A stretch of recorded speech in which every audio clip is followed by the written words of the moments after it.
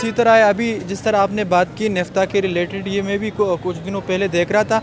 ये इस एक किस्म का कंपाउंड है जो यूज़ होता है ऑयल रिफाइनिंग में, यानी क्रूड ऑयल जो होता है उसको, यानी उसको रिफाइन करने के लिए वो यूज़ होता है, पेट्रोल डीजल। और इसके अलावा मेरे ख्याल में ये बाकी जेट्स वगैरह, वेपन्स वगैरह इसमें भी यूज़ होता है।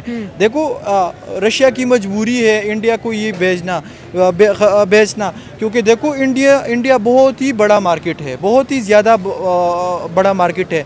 देखो इस रीजन में अगर पेट्रोल की जो कंजम्पशन है ना, नंबर फर्स्ट पे चाइना है और सेकंड पे इंडिया है, क्योंकि उनकी वो मैन्युफैक्चरिंग जो इंडस्ट्री है वो भी बहुत ज़्यादा बड़ी है।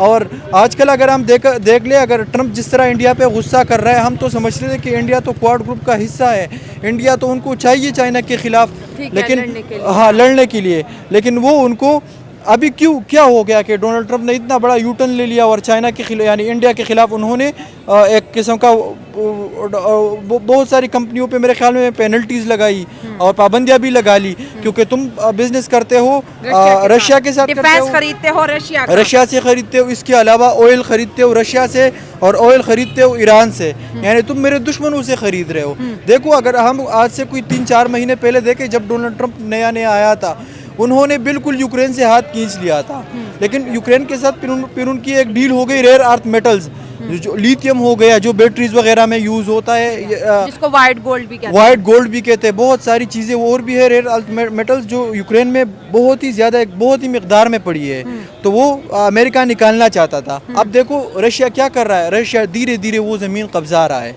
तो अब अमेरिका को डर लगने लगा है कि अगर ये चला गया तो ये मेरा भी काम खत्म, क्योंकि अमेरिका हमेशा अपनी इंटरेस्ट हटेगा नहीं भाई। 2 साल जिस लैंड को लेने के लिए वो लड़ है, तो क्या वो ट्रम्प जैसे सियासतदान से डर के पीछे हटेगा? असल में ट्रम्प अभी कहता है, ट्रम्प क्या चाहता है, ट्रम्प कहते हैं कि ठीक है तुमने जितना लैंड ले लिया ठीक है, बस अब इतना काफ़ी है और मत लो, लेकिन वो धीरे धीरे आगे बढ़ता जा रहा है। वो यूक्रेन को स्लो आराम से मार रहा है। हाँ। देखो जिस तरह पुराने ज़माने में वो मुहासरा होता था ना, एक दुश्मन को कोई 2-3 महीने 5 महीने अंदर रख के खाना वगैरह ना दे के, पानी ना दे के उसको मार दिया जाता या उसको सरेंडर करने पे मजबूर करते थे। इसी तरह अब रशिया भी कर रहा है।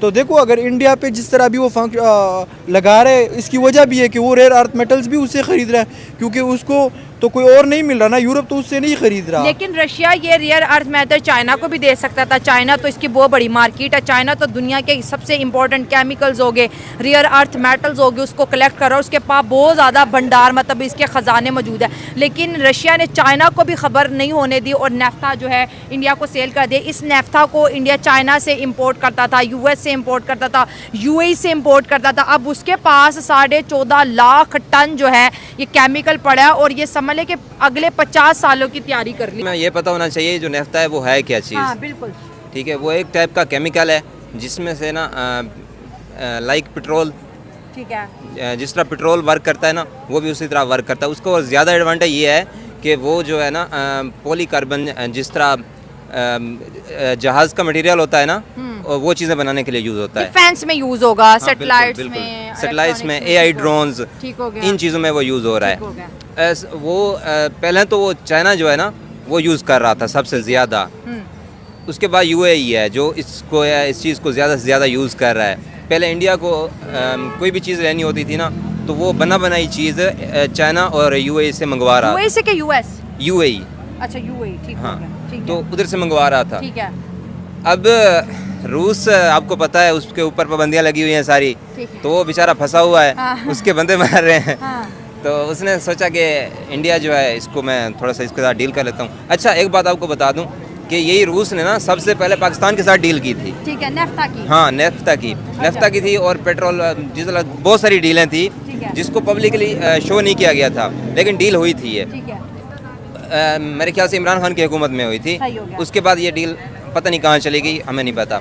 अगर हम इसका फ़ायदा उठाना चाहते तो 5 साल पहले 3 साल पहले उठा सकते थे, लेकिन जो इंडिया का उस दिन आपने क्वेश्चन किया था ना मोदी किस तरह है, मोदी हार सकता है, ये नहीं हार सकता, जीत सकता है, नहीं जीत सकता, ये देखें ना उसके ये पॉइंट्स हैं कि कई सालों की प्लानिंग उसने कर ली कि कल को चाइना क्या पता हमें इस नेफ्था केमिकल की सप्लाई में या रॉ मटेरियल की सप्लाई में हमें तंग करे, तो अब हमें रॉ मटेरियल किसी से लेने की ज़रूरत ही नहीं है। बिल्कुल ऐसे ही है, फॉर प्लानिंग है, ऐसे ही है। लीडर यही होता है ना पहले जो रूस है वो हमारे साथ जंगे हो चुकी हैं। आपको पता है कि अफ़गानिस्तान के साथ, अमेरिका के साथ हमने मिल के उसको शिकस्त दी थी। तो रूस के साथ हमारे ताल्लुकात अच्छे नहीं थे इतने, लेकिन फिर इमरान खान ने उनके साथ ताल्लुकात बनाए हैं। ठीक हो गया। तो अगर हम उसका फ़ायदा उठा लेते, चाहिए शहबाज हुकूमत उठा लेती, तो आज इंडिया को एज ना मिला होता, हमें मिल रहा होता। तो हमने क्या किया है कि बस भीख मांगने पे लगे हुए हैं। और जो इंडिया का प्राइम मिनिस्टर मोदी है वो रियल चीज़ों को यूज़ करके अपना और आवाम का फ़ायदा उठा रहा है। सर आप क्या कहते हो कि जहाँ तक रेयर अर्थ मैटर्स की बात आती है तो हमारे पास सबसे पहला नाम चाइना का आता है। दुनिया में अगर आप देखें स्पेसिफिकली एशियन कंट्री में तो हर जगह एक्सट्रैक्शन चाइनीज़ कंपनीज करी हैं और उन्होंने दुनिया के रेयर अर्थ मैटर्स को इतना ज़्यादा शॉर्ट कर दिया है कि जो कंट्रीज इसमें सेल्फ सफिशिएंट थी अब उन्हें भी जी हर्डल का सामना है कि भाई सारा माल चाइना से है, चाइना से मंगाएगा। अब ये केमिकल रशिया ने कहते हैं ना कि अपना ख़जाना कौड़ियों के दाम इंडिया को बेच दिया और इंडिया इससे डिफेंस भी बनाएगा, अपने पेट्रोलियम इंडस्ट्रीज़ में भी यूज़ करेगा, प्लास्टिक में भी यूज़ करेगा, ऑर्गेनिक केमिस्ट्री में भी, इलेक्ट्रिकल व्हीकल्स में, सैटेलाइट्स में, हर चीज़ में वो यूज़ करेगा। जो उनका ख्वाब है कि हम दुनिया के टॉप 3 इकोनॉमी बनेंगे और इसमें रशिया उनको कितना सपोर्ट करता हुआ नज़र आ रहा है।